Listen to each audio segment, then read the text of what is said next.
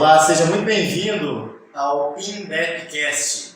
E hoje nós não vamos falar de desenvolvimento pessoal, assim como foram as outras edições. Hoje nós vamos falar de um tema mais da área corporativa. E estou recebendo aqui Tércia Duarte, professora e consultora nessa área. Tércia, se apresente, por favor, seja bem-vinda. Muito obrigada. Meu nome é Tércia Duarte, atuo na docência universitária há mais de 10 anos, já dá um peso falar isso. Eu também não posso falar. Começa a somar, né? Atualmente eu coordeno um curso de pós-graduação na área de gestão de projetos sociais, que dá um pouco de base para o que a gente vai discutir e conversar aqui hoje, e atuo como consultora de estratégia corporativa. Bacana. E após estar fazendo sucesso? É a nossa primeira turma, né? Então, assim, os alunos estão gostando bastante, a gente está fazendo, eu costumo falar que a gente está fazendo um curso junto com eles, porque eles confiaram na gente, então a gente está fazendo essa troca para gerar uma melhoria contínua para as próximas turmas. E por que essa área de responsabilidade social está crescendo tanto? Porque nós começamos a entender o que acontece nos bastidores, né? O ser humano quer fazer parte do processo, ele não quer receber nada pronto. E a partir do momento que a gente consegue entender nosso papel na sociedade, não cabe mais aquela comunicação mercadológica vazia de fazer só para inglês ver, né? Tem que ser efetivo. E a partir do momento que a população quer fazer parte do processo, a gente precisa ter projetos sólidos para que isso seja efetivo. E isso é uma coisa muito séria, né? Porque algumas empresas, elas tinham o costume de fazer belas campanhas, né? Só que efetivamente, quando você olhar por trás, não tinha nada sendo produzido, né? Eu lembro de uma propaganda de um banco, não vou falar aqui, não estou ganhando nada, acho que eu ia perder talvez se tivesse. Melhor não. Melhor não. Mas ela se intitulava um banco sustentável e tudo mais. E quando realmente foram descobrir, na verdade o banco ele não tirava nem um centavo do custo. O banco não perde, né? Os correntistas, as pessoas que iam abrir novas contas, que passavam X valor para aquela campanha, só que ficava como sendo o banco que fez. Né? E aí o que acontece quando as pessoas descobrem que, na verdade, aquela exposição, aquela campanha não é verdadeira? A empresa perde credibilidade. Quando a gente fala de reputação, ela não é mais uma comunicação unilateral. Quando a gente não tinha o poder da comunicação por conta da rede social, dessa era da sociedade sem paredes, a gente só consumia a informação. Agora a gente produz junto. E a gente consegue contestar essas questões no tempo real. E isso tem deixado as empresas numa saia justa, né? Vai ter que fazer da maneira correta, senão não faz. E para fazer isso é necessário que tenha profissional gabaritado, porque não cabe fazer de conta. Exato. E agora parece que está muito na moda uma profissão que é o gestor de ESG, né? Ou ESG em português. E o que é isso? O que é ESG? O que seria isso, né? E a palavra moda também é bonita, né, Júlio? A gente pensa que vai passar. Isso. Na verdade, não é que seja uma moda no sentido de que seja passageira. Nós estamos vivendo a vanguarda. É uma tendência. E nós somos vanguarda. Então a gente está construindo isso junto, sem muita referência. Né? Como já a gente falou aqui no início. Antes nós estávamos habituados a fazer de tudo. Culturalmente falando, essa parte de evolutiva social, altruísmo, caridade, o terceiro setor, sempre foi muito deturpado na nossa cultura, na cultura do brasileiro, né? Aí tem aquele lance que a gente aprende na igreja, dá com a mão direita e esconde com a esquerda. O que é terceiro setor? Terceiro setor. A gente fala, né, que existem... Eu já estava lá na igreja. 3 setores, né? O primeiro setor, o segundo setor e o terceiro setor. E a gente precisa entender o que é cada um, né? O que é isso. Então a gente está falando de política, a gente está falando da política, a gente está falando da iniciativa privada e a gente está falando das entidades sem fins lucrativos. É o terceiro setor.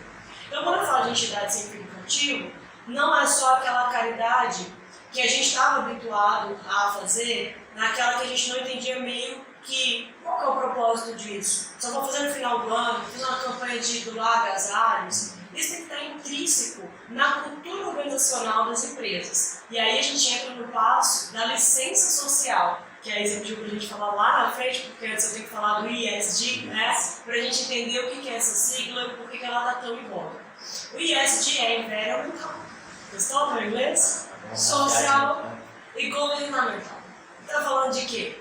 Responsabilidade ambiental, social e governança corporativa. O brasileiro é muito acostumado a dar jeitinho, né? A sonegação fiscal. A gente tem um histórico de, há pouco tempo, que nós temos ensino superior no nosso país, para que as pessoas possam ter a capacidade de fazer uma gestão de empresa com o que deve ser feito. Então, durante muito tempo, a gente improvisou. E diante dessa realidade, o nosso mercado também abriu. E a gente tem feito mais negociação com o mercado exterior. O que isso significa? Que a gente vai ter que seguir alguns protocolos que eles não estão muito alinhados com o nosso dia a dia. Ser mais ético. Exatamente. Né? E o que seria ético? A gente vai lá para Kant, não temos tempo para isso, mas a gente vai entender o seguinte. Na realidade corporativa, quando a gente está falando de ESG, a gente vai ter que ter ações efetivas que não podem ser maquiadas e que tem que seguir esse tripé. Então, de responsabilidade ambiental, social e a governança corporativa. É importante a gente frisar essa questão de governança, porque realmente, para que o Brasil ele possa cada vez mais negociar no exterior, isso em qualquer área, né? Nós precisamos realmente que a nossa governança esteja adequada. E, infelizmente, ainda é uma cultura nossa, como você falou, o jeitinho. Né? Você tem uma ideia, eu estava numa conversa essa semana, e para ver como o jeitinho ou a corrupção está arraigada no brasileiro. É algo impressionante e é muito triste porque nós somos um povo tão alegre, tão trabalhador, um país tão rico, só que isso impede a gente de crescer. Uma professora, amiga minha, dá aula em ensino fundamental. Ela estava me contando que na turma que ela dá aula de sexta série, houve compra de votos para representante da sala.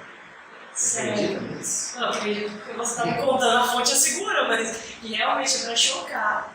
É chocante. A corrupção, infelizmente, já está encaminhada, né, na sociedade. Isso é muito ruim. Então, por isso que precisa de mecanismos que travem possibilidades de burlar qualquer contrato, né, de fazer o jeitinho mesmo, das negociações escusas, né, para que essas coisas não aconteçam. Então, esse é o G.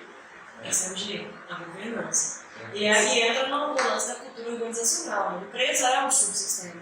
Então, se nós estamos falando de uma cultura do brasileiro, que vem lá com a síndrome de vira-lata, que sempre ovacionou pessoas que têm uma postura de ser esperto, que fazer o bem parece que você é bobo, né? Você é vulnerável.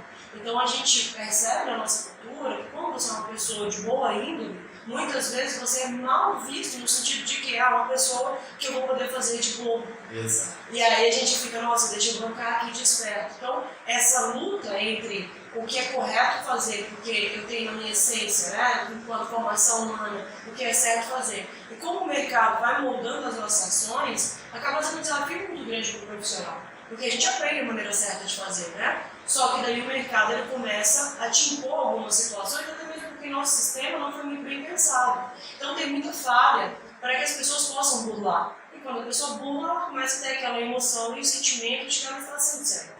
Isso, vai ficando fácil, né? Exatamente. Fiz uma vez, deu certo. E vai ficando difícil fazer o certo. Exatamente, porque vira um hábito, né? Sim. É tudo que a gente fala, é impressionante isso, como que as coisas elas se misturam, né? Porque é um desenvolvimento pessoal, só que um desenvolvimento pro lado negativo, né? Tudo que você repete, você vai repetindo bem um hábito. E aí depois daquele hábito, ele se torna algo natural, você não vê que está errado. Né? E aí, então, qualquer coisa que falar, não, é normal, eu sempre fiz assim. E aí junta a síndrome de Gabriela, né? Eu nasci assim, cresci assim, vou morrer assim. Não vou mudar. É um problema muito, muito sério nas nossas organizações. E aí a gente entra num outro ponto, porque é tão fundamental estudar sobre isso, desconstruir crenças limitantes e fazer com que isso seja uma educação corporativa e também educação acadêmica, porque só por meio de todas essas forças a gente muda esse comportamento. E não vai mudar do dia para a noite, a gente sabe que cultura não se muda assim. A gente tem muitos desafios para poder enfrentar, mas antes de tudo a gente tem que reconhecer que isso é um problema. Né? A gente tem que parar de achar que levar a vantagem é o correto. E esse é um processo que começa aqui nessa nossa conversa, e muito obrigada por me chamar, fiquei feliz, lisonjeada. E para estar aqui hoje conversando contigo é sempre bom, né? A gente tem parcerias desde 2004. Não vou falar. Eu sou ótima para ficar fazendo já conta. tem tempo, a gente já trabalhou junto. Tem mais de 10 anos, isso eu sei. Não, vai fazer 10 anos. Vai fazer 10? Então vamos comemorar. 10 anos. 10 anos de parceria. E é muito importante a gente fazer essa troca, né? Falar sobre essas boas práticas no mercado. Quem sair na frente, quem prestar atenção nisso, buscar certificação e também criar uma equipe que possa dar respaldo para essa virada, com certeza vai ter vantagem competitiva no mercado. Isso é para todas as áreas do mercado. Eu Todas trabalho com supermercados. Pode investir em governança corporativa, pode investir no I da responsabilidade ambiental e pode fazer um mapeamento da tua estratégia para entender de que maneira o teu supermercado pode melhorar a comunidade que ele está inserido, que seria a devolutiva social. E aí você foge daquela ação que é entregar a cesta básica apenas. Não, você vai olhar assim, espera um pouco, o que eu tenho de excedente? O que dá para eu trabalhar de maneira constante? As pessoas não passam fome só no Natal, não é? E a minha operação hoje enquanto supermercado, como que ela está causando impacto na sociedade que eu estou inserido? Eu tenho dever moral e social de gerar essa devolutiva. Eu não estou fazendo isso porque eu sou uma boa pessoa, não. Isso é uma questão de responsabilidade. A gente tem que parar de ter a famosa embriaguez de sucesso. Porque nós somos habituados a fazer uma boa ação e achar que nós somos uma pessoa melhor do que os demais. Nossa, somos uma inspiração boa. Exato. Isso não pode ser uma questão com calendário editorial. O calendário não tem uma data, é uma constante. Lógico, as datas são importantes para a comunicação mercadológica. Mas se isso não for uma constante, você está tendo uma comunicação falseada e uma estratégia que ela está falha. Então a gente tem que começar por aí. Exato. E para a hotelaria, que é a nossa área, né, e grande parte dos nossos clientes aqui no IDEA são da hotelaria, como que eu trabalho essa etapa dentro de uma hotel? A questão da hotelaria é bem bacana porque o resort em si, ele já traz para a gente, dentro da legislação, a questão da responsabilidade social. Você só pode abrir um resort se você estiver seguindo todas as regras de questão ambiental e social. Isso é fato, são premissas para ser um resort. Tem que estar dentro de uma reserva ambiental, você tem que contratar um percentual de pessoas da região. Então, a ideia de fazer resort ela já traz essa boa prática para o mercado e que agora vai ter que ser aplicada em todas as áreas da hotelaria e não só em resort. Porque antes a gente seguia essa máxima só quando era resort, essa preocupação. A nossa grande hotelaria, na verdade, era do pequeno e médio, né? Isso. E como que esse pequeno e médio vai poder ser mercado? Uma coisa que é importante que o pequeno e médio preste atenção e que a gente não costuma fazer é investir em educação do teu colaborador. Ter plano de carreira mesmo. Isso é devolutiva social e governança corporativa. Exatamente. Eu tenho uma pessoa local que trabalha no meu hotel, contratei. Às vezes essa pessoa tinha até lá uma pousada e eu resolvi criar um hotel e incorporei o trabalho dela ao meu, peguei o know-how dela, os clientes e trouxe essa pessoa.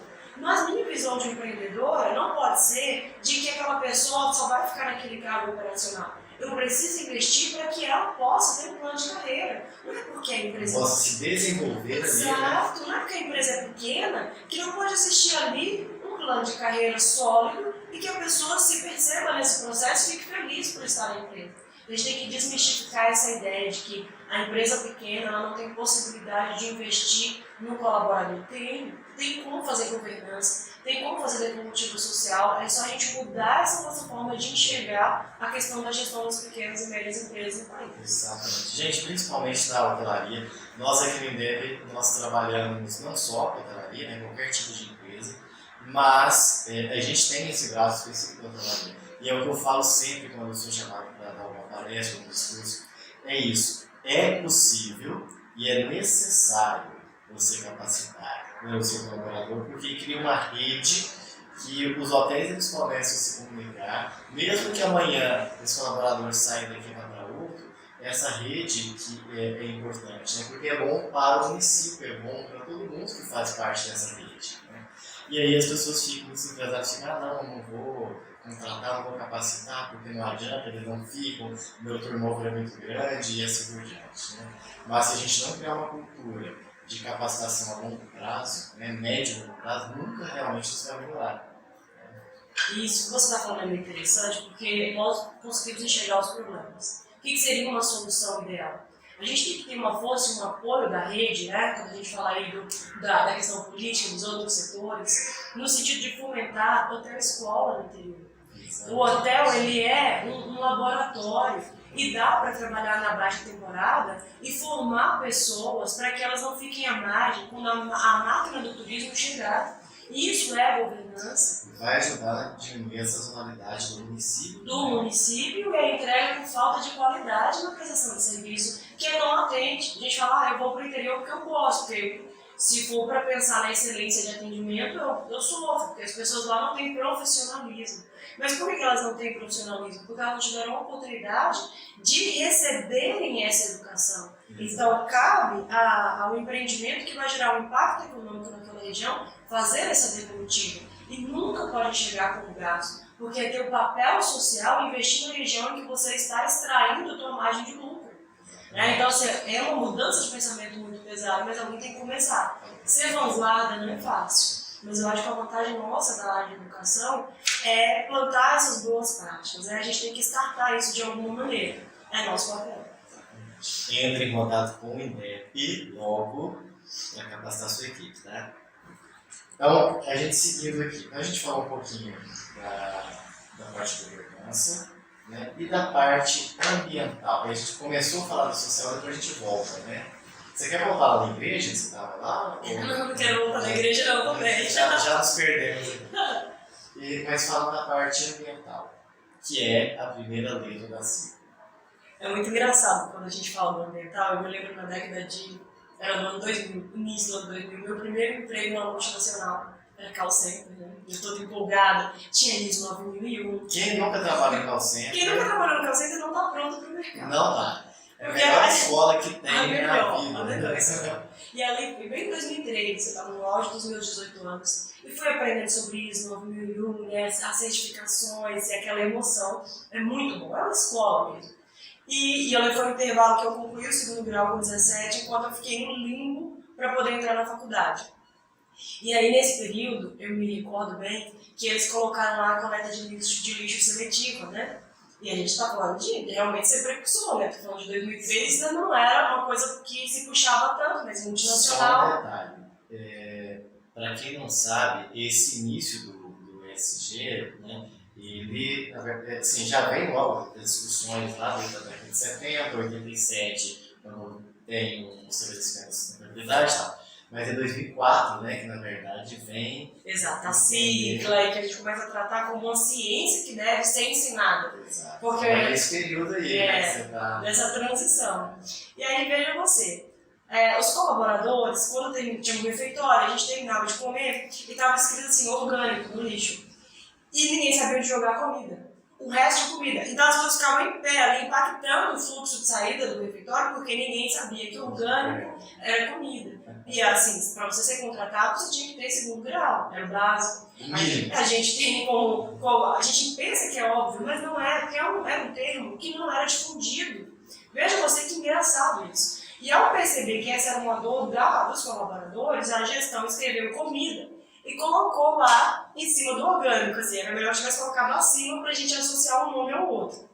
E foi uma solução simplista, mas que trouxe o quê? Uma solução efetiva, né? Porque resolveu o problema. Com o passar do tempo, mapearam e identificaram que a gente tinha que explicar melhor o que era essa coleta seletiva de lixo. Só que a gente foi observar que na hora que o pessoal da limpeza passava, eles juntavam todo o lixo e colocavam dentro do mesmo recipiente. Você não serviu pra nada. E jogavam fora. Então a gente começou a criar um motim, né?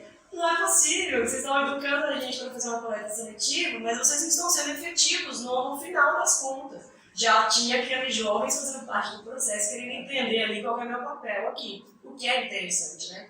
Então as empresas ainda fazem isso.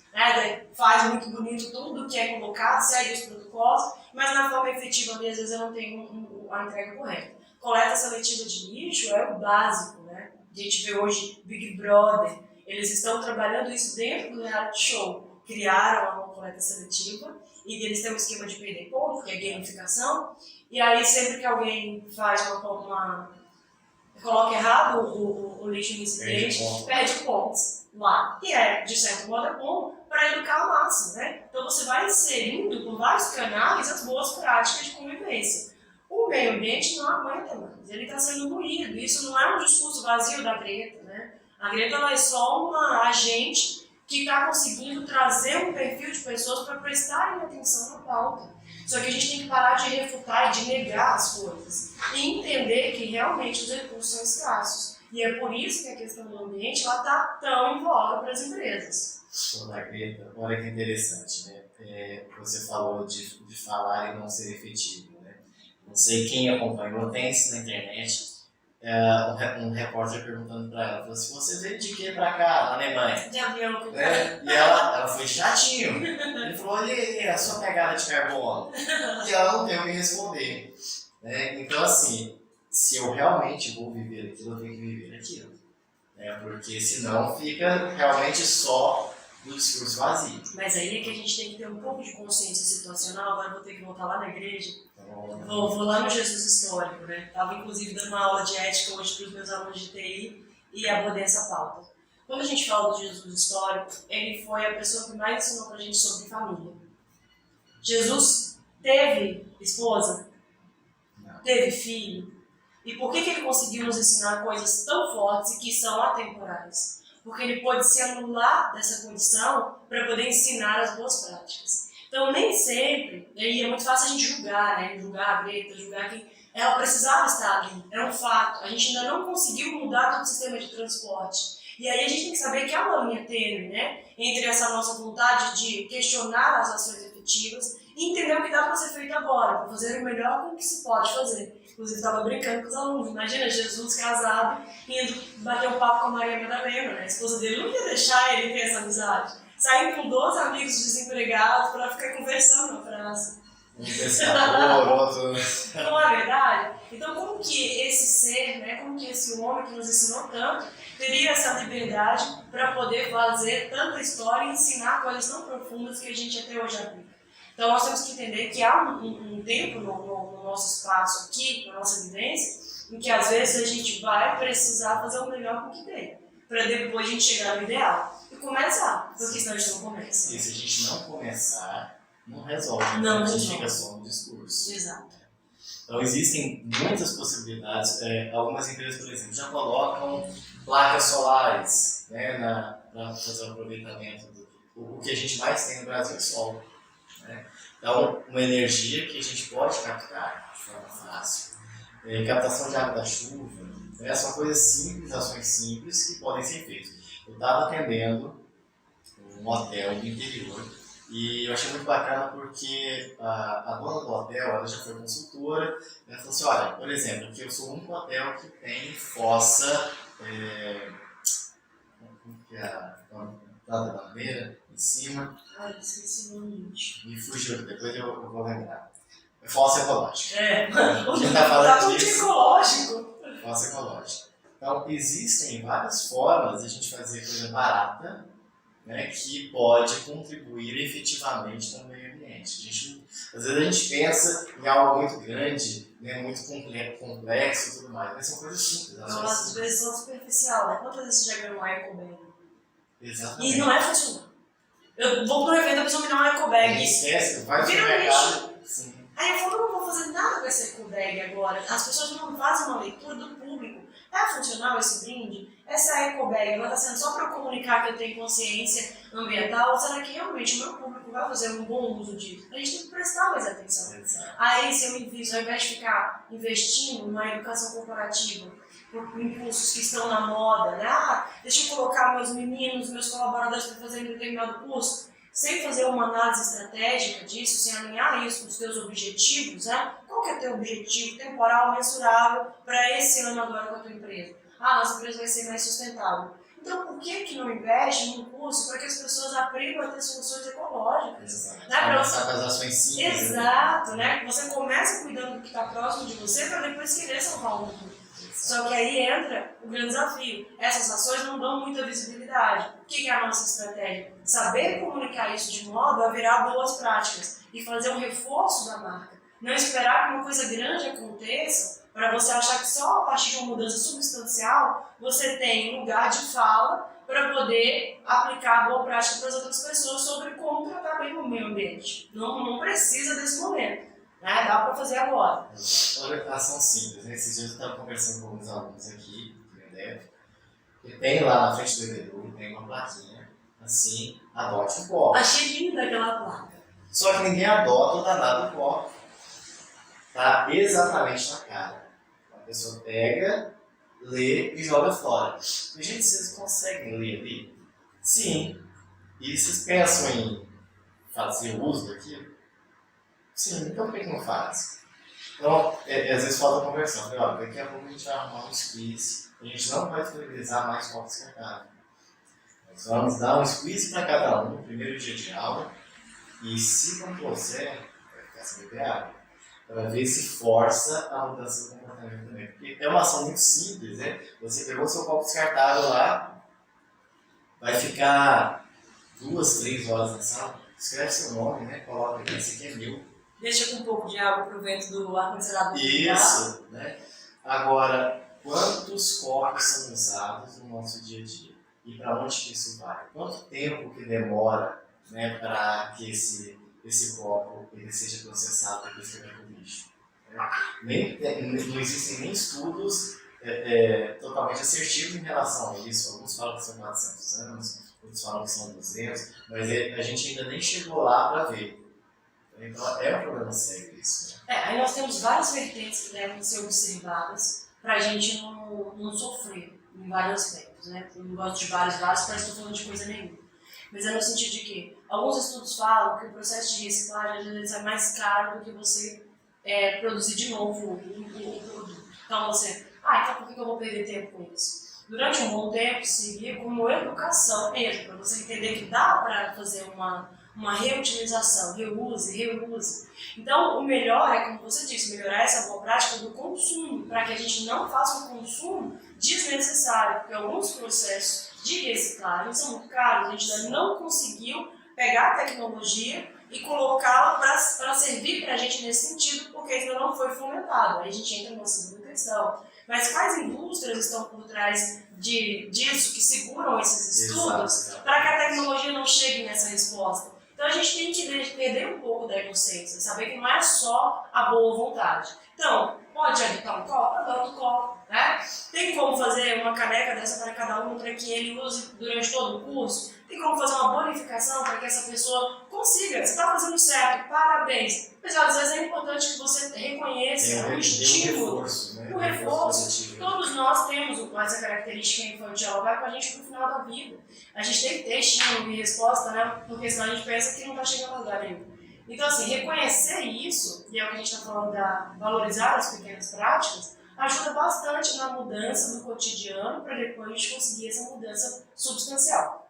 Se a gente focar só nisso de que não dá jeito, é mais caro, está tudo perdido, eu vou entrar pelo viés do pessimismo exacerbado e a gente vai ficar estático. Na verdade, nunca fica estático, porque a gente sempre está moendo, né? O meio ambiente, a sociedade e tudo mais. Eu gosto de dar um exemplo assim, que é precursor e que é referência para a gente, que é a Natura, o trabalho que eles fazem com os ribeirinhos, né? Aquela linha Ecos, né? Uhum. É muito interessante porque ela é mais cara, né? Só que você compra sabendo por quê. E é muito interessante. Senso de pertencimento. Exato. E é muito bacana esse exemplo, porque eu pedi, se você não conhece, o INSPER, né, hoje um dos melhores institutos de pós-graduação do Brasil, eles têm alguns estudos de casos específicos. E eu sempre peço, quando eu vejo interessante, eu peço para usar. E eles têm um específico da Natura. Eles me mandaram as notas do estudo e tal. É fantástico, porque realmente a Natura faz aquilo. Né? E é tão bacana que os produtos os insumos que a Natura usa, antes não tinha, eles não sabiam, os ribeirinhos eles não sabiam quanto aquilo custava. Né? Então a Natura criou tipo uma bolsa, né, para poder especificar. E aí no começo do ano, os diretores sentam com eles para realinhar os valores. Então, um outro ponto importante, não existe trava no contrato deles, eles podem vender para quem eles quiserem. Natura pede a preferência, porque ela criou todo o processo, não dá para falar de todo o processo aqui, né? Eles organizaram. Mas é livre, se eles quiserem vender para outra indústria, eles podem vender. Né? Então eles sentam, alinham os valores, para depois a Natura realinhar os valores também de venda para o mercado. Então, e olha que engraçado, você vê que não é uma entrega pontual, você vê que é uma mudança no comportamento, está contribuindo para que aquelas pessoas saiam da subexistência. Ainda que eles não quiserem, a gente é ribeirinho, a gente não quer acumular riqueza.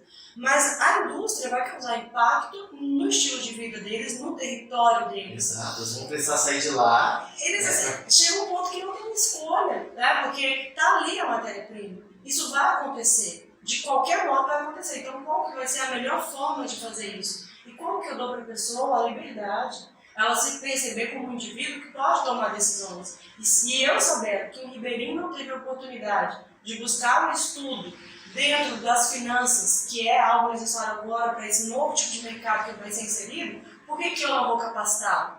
Né? Porque eu vou me eximir disso e falar, nossa, eles não sabem negociar, eu vou pagar o preço que eu quiser. Isso, vou me aproveitar da situação. Né? E eles fazem isso muito bem feito, e essa comunicação ela veio para o mercado, uma comunicação mercadológica, que aí ela não vem de forma oportunista. Eu não quero te vender um produto ético porque a gente tem responsabilidade ambiental, como se brotasse essa comunicação. É genuína, faz parte da essência. E é o que a gente fala, essas questões, elas não surgem, elas fazem parte da missão, do propósito da empresa. É cultura. E algumas empresas não conseguem parar para reconhecer o que ela tem de genuíno.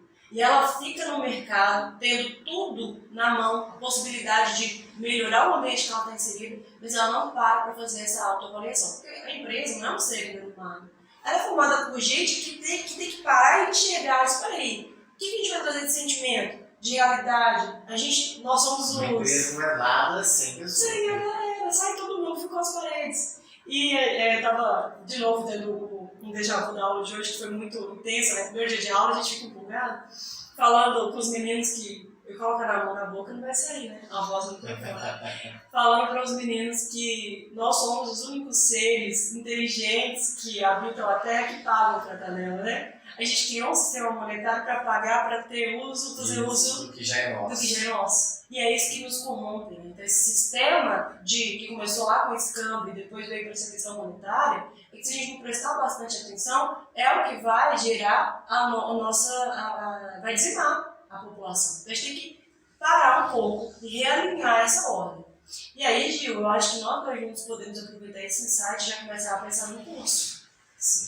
Acho que nós podemos. Interessante. Essa área, gente, realmente ela é muito necessária. Eu não pensava em desenhar algo e contar isso para vocês depois. Então, a gente falou de governança, falou de meio ambiente, e agora vamos falar do social. A gente começou, né, gente? Toda hora não tem jeito de não falar do social, porque o social permeia todo, porque as pessoas estão, né, em todas as partes, em todas as áreas. Mas, especificamente, do marketing social. Como que isso funciona? Então, marketing social, ele é muito melindroso. Primeiro porque todo mundo, quando escuta a palavra marketing, já associa com um termo pejorativo, como se fosse uma comunicação falseada. A forma de empurrar. Marketing, né? E aí você tem que prestar bastante atenção para desconstruir e dar novos significados. Pegar a palavra marketing e explicar o que é, né? Ensinar para as pessoas o que é marketing. Marketing é estratégia. E aí a gente vai para outro viés. A estratégia parece que eu estou querendo manipular as pessoas. Não. Estratégia é pensar da melhor forma para que a gente possa otimizar recursos. Quando a gente fala estratégia de persuasão, né? São termos que eles são foram coisas boas, deturpados. importantes, Exato. né? Assim como a ambição, Exato. né? Que as pessoas confundem. Mas a nossa língua, tudo isso foi colocado. É porque é aquela ideia, né? De não querer acumular riqueza. Isso aí vem todo um viés que a gente teria que fazer um estudo mais profundo aqui, etimológico, para a gente entender e explicar melhor para as pessoas por que a gente tem essas travas. Mas essa questão do nosso vocabulário é muito forte.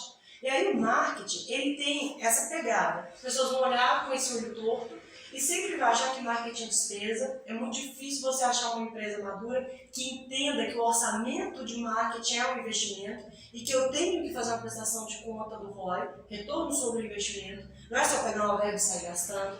Muitas empresas têm raiva do departamento de marketing porque vão dar dinheiro para eles, como se isso não fosse um investimento. Porque o marketeiro, geralmente, ele é muito da ação e ele não para com os números, com as planilhas, e isso está sendo muito cobrado hoje do profissional de marketing. Você tem que aprender a prestar conta, não é oba-oba. Tem que saber exatamente quanto de retorno ele vai trazer. Não é só questão subjetiva. Porque a gente fala brand, fazer gestão da marca, é subjetivo. Mas o que eu posso usar como indicador para mensurar isso daqui, para prestar conta? Você tem que prestar conta para a controladoria. Esse orçamento, ele tem que ter nome. E aí, isso já é um problema de governança. Porque muitas vezes a gente cria essa ideia de que o marketing tem um valor e não precisa prestar conta. Esse é um dos pontos. O segundo ponto é que a gente tem que entender que o marketing envolve também o endomarketing, que é essa leitura do meu colaborador interno, de que maneira eu estou vendendo as boas ações da empresa para o colaborador interno. Se o colaborador interno não entende o porquê daquelas ações, ele vai sabotar toda a estratégia. Ele não vai preencher direito um CRM, ele não vai falar direito sobre aquela campanha, não vai estimular o uso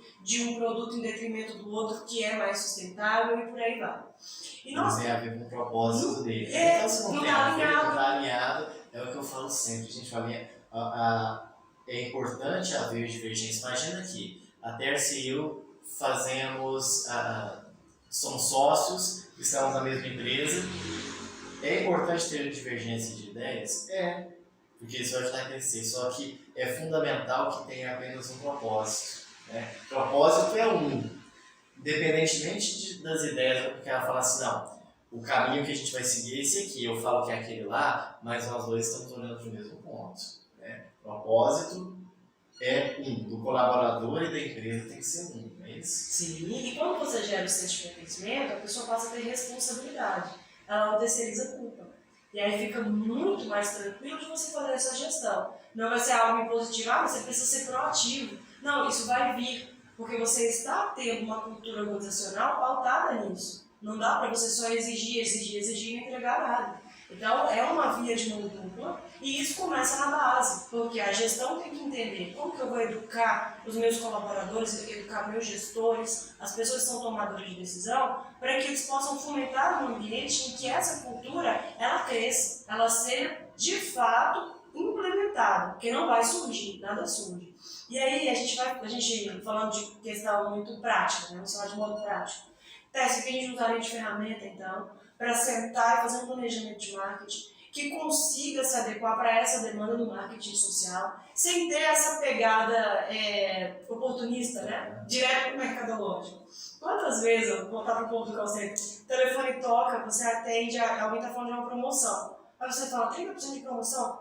Gente, quem deu essa promoção? A pessoa pensou, fez um outdoor, colocou, fez um spot de rádio, fez até uma publi na TV e esqueceu de comunicar para quem atende o telefone. Exatamente. Essas pessoas acontece isso demais. É muito recorrente. Por quê? E aqui no nosso estado é porque assim, a meta da área comercial é quem vai criar a demanda para as ações de marketing. Isso não é estratégico, isso é apagar incêndio. E quem tem que operacionalizar o resultado disso, que está aqui na ponta, né, no front office, vai se sentir à margem, ele vai sabotar tudo. Eu vou tirar um relatório, aí eu vou tirar um relatório para justificar o meu orçamento, está tudo preenchido errado. A gente surta. E é por isso que a gente tem problema hoje de falta de governança. Você sabe como é que eu vou prestar conta desse valor que foi investido na campanha de marketing? O pessoal operacional não sabia como preencher um filtro ali na tua planilha. Vamos supor que a pessoa nem tem um CRM, uma planilha mesmo só de Excel, que isso não inviabiliza a efetividade da entrega. Se ele for bem orientado, ele vai preencher direito o filtro, você vai conseguir tirar um relatório. Não tem que esperar ter grana para investir num software de gestão que é o melhor do mercado. Então, são questões pontuais de mudança de comportamento. Aí eu costumo falar muito para os meus clientes, eu passo isso bastante, essa boa prática, do mapeamento das partes interessadas. Então a gente pega essa boa prática de gestão de projetos e a gente dos stakeholders, né? Eu vou falar de parte interessada. Eu vou mapear quem são as partes interessadas no meu processo. Depois eu vou mapear quais são os interesses das partes interessadas. E eu vou perguntando para as pessoas na minha empresa o que elas acham que a gente tem licença social para atuar. Porque não dá para você chegar e fazer uma campanha, por exemplo, que tenha como mote as mulheres, se quando você for olhar para o lado da governança corporativa, você ainda tiver muita discrepância de salário entre homem e mulher.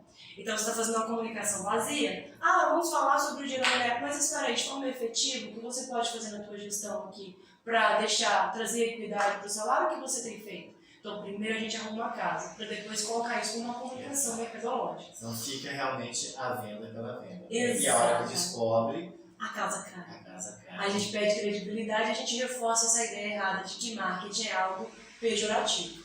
Porque se eu não penso marketing como estratégia corporativa, eu realmente estou fazendo tudo errado. Por isso que cada vez mais a gente tem que valorizar pessoas com formação na área de marketing.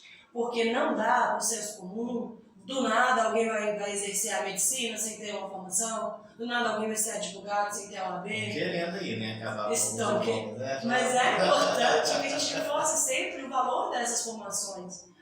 Eu valorizo muito pessoas autodidatas e sou totalmente a favor de buscar esse conhecimento em todas as fontes que a gente tiver. Só que eu tenho que ter curadoria de conteúdo, eu tenho que ter mentores e eu tenho que ter crivo. Porque senão eu vou fazer juízo de valor e vou esquecer o que é dado secundário e as boas práticas. Eu não preciso toda hora reinventar a roda. Eu preciso ter bons parceiros. Não preciso saber fazer tudo.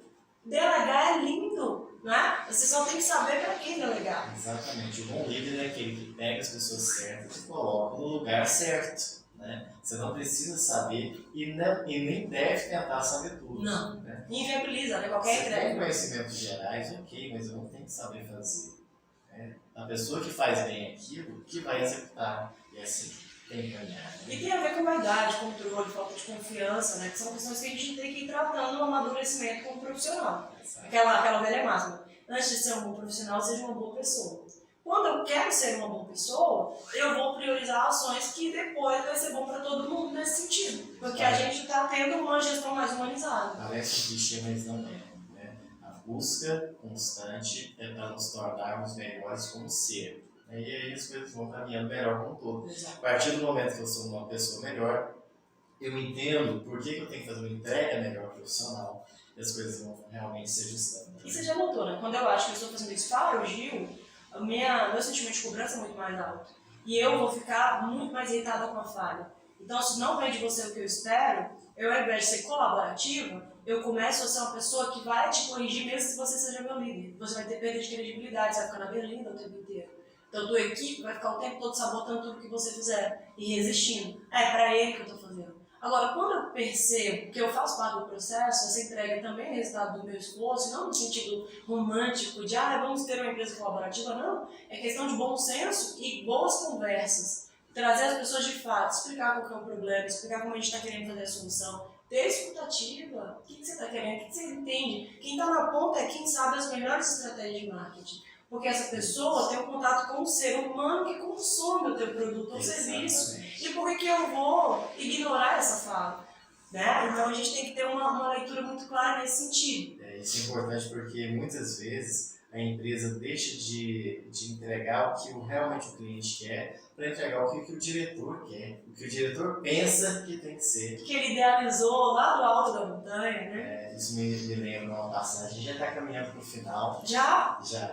Não. Tem algumas coisas que eu quero falar aqui ainda, mas eu lembrei de uma situação. Trabalhei numa grande empresa que tem filiais em vários locais do Brasil e eu vivia falando para a diretoria, olha, tal coisa não funciona, tal esse processo aqui não funciona. Não, porque tem que fazer, porque vocês não querem fazer. E aí foram abrir uma filial numa unidade X de um estado aí.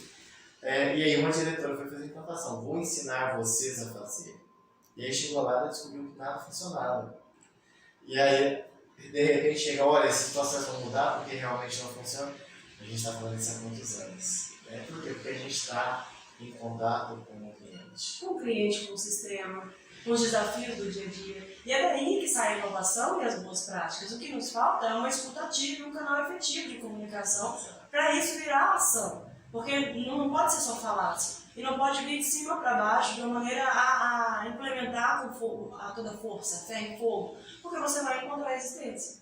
Né? Então, assim, a gente tem que saber escutar melhor. A gente precisa também, quando for falar algo que está errado, se distanciar do problema. Eu costumo falar muito isso no processo de negociação. Você já viu que um conflito, quando a gente está protagonizando, às vezes você nem vai se beneficiar se você alcançar teu objetivo da tua reclamação, se você está fazendo até pelos outros, é altruísmo. Mas dependendo da forma como você comunica essa sua dor, as pessoas começam a achar assim, essa pessoa está levando vantagem nisso. Sim, e passa a ser algo pessoal. Eu posso até entender que você está certo, eu posso concordar, mas eu vou implicar, porque o ser humano tem disso, ele acha que está numa disputa. E aí, se ninguém perder, parece que não foi bom. Alguém tem que perder. A gente foge do ganha-ganha. E aí, quando a gente tira essa comunicação violenta, se limpa dessa, né, essa vontade de resolver as coisas de imediato, e a gente não protagoniza a fala, então, olha, a situação é essa, porque tais pessoas serão impactadas. Quanto mais você se distancia para trazer um problema para a pauta, mais chance de alcançar um êxito no que você realmente se propôs. Só que nós também nos perdemos nesse processo de comunicação. Porque a gente quer ter razão, né? A gente sempre fala, é feliz ou ter razão.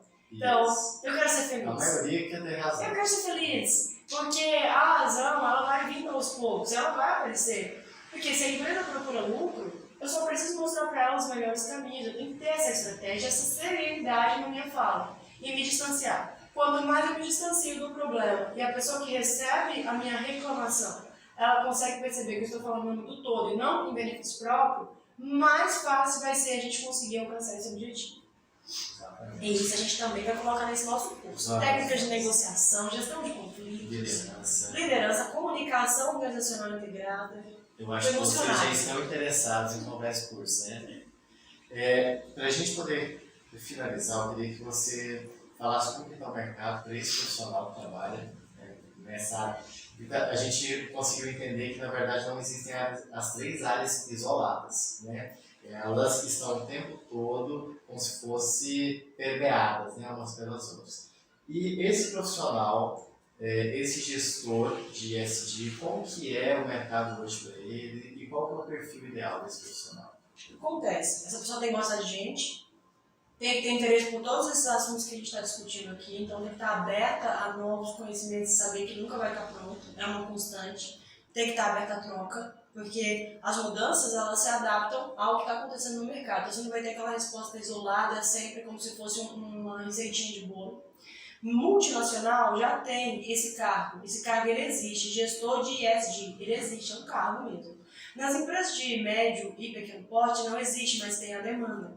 Então você vai ter que construir essa necessidade na empresa e mostrar, por exemplo, eu sou um gestor de finanças, mas eu tenho um perfil de gestor de ESG. Então isso tem que estar intrínseco, independente da função em que você exerça. Nas empresas que ainda não têm esse organograma tão claro, assim, é importante que a gente consiga se fazer importante no sentido de eu tenho essa entrega que às vezes você não vai conseguir no mercado.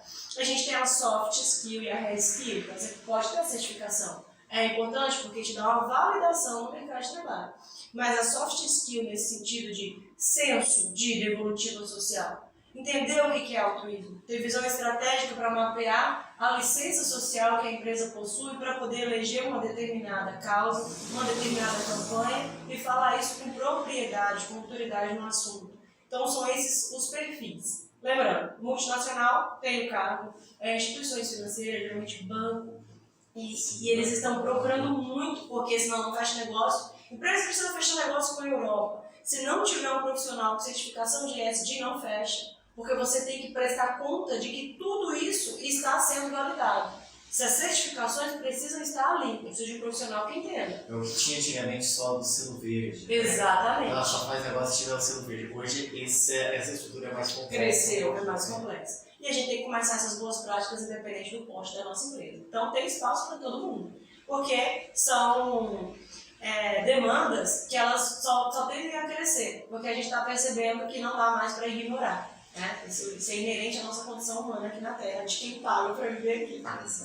Você está vendo, existe oportunidade no mercado e realmente é uma demanda crescente isso. Então, se você tem interesse, se você gosta dessa área, procura saber um pouco mais. Existem vários vídeos, existe muito material na internet para explicar, para você depois vir fazer o curso com a gente, que a gente falou agora há pouco. Tá? E, Tércia, para a gente fechar, qual que é a mensagem que você tem para a gente sobre essa área e para que as pessoas realmente entendam que é necessário a gente pensar um pouco mais no ambiente, no social e na governança. A gente tem que prestar atenção naquela máxima: faça o melhor com o que você tem. Aprenda a valorizar o teu time e extraia dele as informações que às vezes você está achando que só uma consultoria vai conseguir te mostrar. E eu, a consultora, falando contra, né? Mas realmente, às vezes é importante você primeiro ouvir teu time, para depois você ter uma consultoria que seja efetiva. Isso, não vem uma coisa de cima para baixo. E não resolve nada. E a consultoria, às vezes, ela fica muito genérica. Então, presta atenção no teu time, olha para o teu negócio com carinho e faça essa leitura, mapeamento das partes interessadas. Entenda qual é a área que você atua e quais são os impactos que você tem causado, para você poder construir tua licença social. Você não pode falar em nome do sujeito se ele não te concedeu essa licença social. Então não adianta você fazer uma campanha com alguma causa que está em voga só porque ela está em voga, porque senão você vai estar fazendo o que a gente estava falando que é o real, é ser oportunista. Então é isso. Acha a tua licença social, valida com o sujeito protagonista da causa e começa a traçar as tuas estratégias para que você possa fazer isso um dia de cada vez. Muito bacana, muito obrigado pela sua presença aqui. Prazer, né, trabalhar novamente. Novamente, vamos juntos. Estamos juntos sempre. Espero que você tenha gostado. E é uma área muito importante. Realmente é um papo bem sério hoje, né? A gente fala um pouco da área corporativa, mas é importante nós abordarmos esse assunto. Obrigado novamente, Tércia. Obrigado você que nos assistiu até agora e nos vemos no próximo InDevCast.